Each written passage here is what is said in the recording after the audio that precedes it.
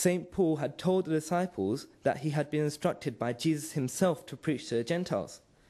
This raises another question, which I got confused about. If you remember, I said that St. Paul had never met Jesus and he never even heard him. Why would Jesus send this message to St. Paul when he could send it to his disciples who'd been through the hardship and been with him whilst he was in Jerusalem? So that does raise another question. But the result of this action which St. Paul carried out of preaching to the Gentiles was foretold by Jesus. In Matthew chapter 7, verse 6, Jesus says, "Give not that which is holy to the dogs, neither cast ye your pearls before swine, lest they trample them under their feet, and turn again and rend you."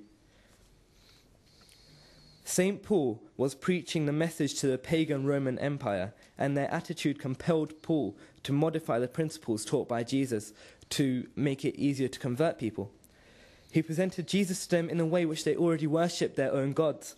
Examples of pagan religion similar to modern-day Christianity are as follows.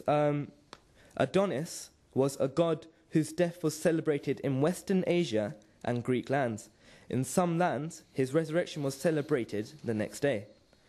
Another one, at the festival of Cybele, a priest played the part of the god Attis and was hanged on a tree and slain. In the holy grove, upsell men and animals were sacrificed by hanging on trees. Human victims dedicated to Odin were sacrificed by hanging on a tree or gallows and then stabbed or wounded with a spear. Sound familiar? Arthur Weigel, in his book Paganism in Christianity, writes, "One of the earliest seats of Christianity was Antioch. But in that city there was celebrated each year the death and resurrection of the god Tammuz. The place at Bethlehem, selected by the early Christians as the scene of the birth of Jesus, was none other than an early shrine of this same pagan god. A fact which shows that Tammuz or Adonis ultimately became confused in minds with Jesus Christ. This god was believed to have suffered a cruel death, to have descended to hell or Hades, to have risen again, and to have ascended to heaven. An effigy of his body was prepared for burial, and the next day his resurrection was celebrated with the words, 'The Lord has risen,' probably being said. The supposed descent to hell of Jesus looks to have been borrowed from the story of Tammuz. And again, the Spartan god or divine hero, Hyacinth, was killed with an accidental blow. His 3-day festival was held in spring or summer. The first day he was mourned as dead. Second day his resurrection was celebrated. And the third day his ascension to heaven was commemorated. This is very important, this point that I'm going to mention now, about Attis, who was known as the Good Shepherd, son of Cybele, also known as the Virgin Nana, who conceived him without union with a mortal man, just like the story of Virgin Mary. He mutilated himself and bled to death at the foot of a sacred pine tree. In Rome, the festival of his death and resurrection was celebrated on March 22nd to 25th. So March 22nd to March 25th. An effigy was tied to the base of a tree, buried in the tomb, and on March 24th, the high priest himself, impersonating Attis, drew blood of a human sacrifice, thus, as it were, sacrificing himself. It brings to mind the words in the epistles of the Hebrews, Christ being come an high priest, neither by the blood of goats and calves, but by his own blood, obtained eternal redemption for us. On the night of the 24th, the priest went to the tomb and found it illuminated and discovered it empty, as the God having risen on the third day from the dead. On the 25th, the resurrection was celebrated, and the initiates were baptized with blood, whereby their sins were washed away. The idea of a God atoning to himself for the sins of mankind by his own sacrifice was widespread. So, of a God taking away the sins by sacrificing himself. For example, the god Adonis was killed by a boar. But the boar was an incarnation of himself, and thus God was both executioner and victim. Really confusing. On all sides, the pagan gods were supposed to have suffered and bled for mankind, while their altars reeked with the blood of human and animal victims, tortured and slain for the remission of sins, for the forgiveness of sins. This is what Christians always stress on, that Jesus has died for their sins. If these pagan beliefs are compared to the version of the crucified Jesus that Paul preached to, it is not.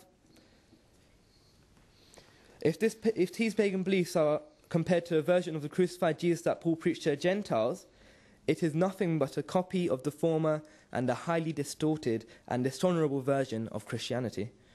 The disciples of Jesus opposed the Pauline Christianity as far as they could, but as time passed, his easy religion became a conquering one in the Roman Empire. The pagans' beliefs and ceremonies were enacted, and the worship of Attis was merged into that of Jesus. And it was, as I mentioned earlier, at the Council of Nicaea in the year 325 AD, 3 centuries after the crucifixion of Jesus, that the church recognized him as a god. Pauline Christianity therefore dominated over poor Christians, also known as the Ebionites, who were the original Judeo-Christians. The teachings of St. Paul converted a beloved prophet of God into God himself, when Jesus was actually sent to establish the oneness of God. Christianity, as we know it today, was born. As the next presentation is about the evidence from the Bible of the survival of Jesus, it's important to know that additions and manipulations have been made to the Bible and the accounts of the 4 Gospels that tell us the life of Jesus Christ, as Sokir will illustrate later. चलो हमारे से पहले सवाल पूछवाएं या बाद में? समझ आई है? किसी ने सवाल तो नहीं पूछना इससे, इस्माइल से? सुना ही नहीं और से तुम लोगों ने. चलो तौकीर साहब.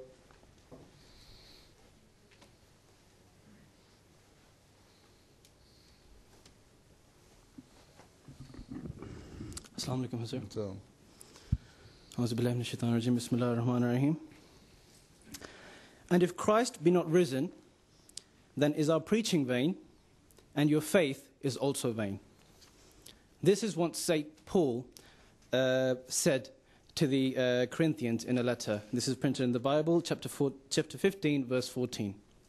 And according to this verse, if Jesus does not ascend to heaven and take all the sins of mankind, then Christianity, as we know today, falls apart. I will give evidence from the Bible itself, as stated by the Prophet Messiah alayhi salam in his book Jesus in India, plus from other books by Elder Sufa Jamaat and Khulafa, which have taken inspiration from the work of the Prophet Messiah alayhi salam.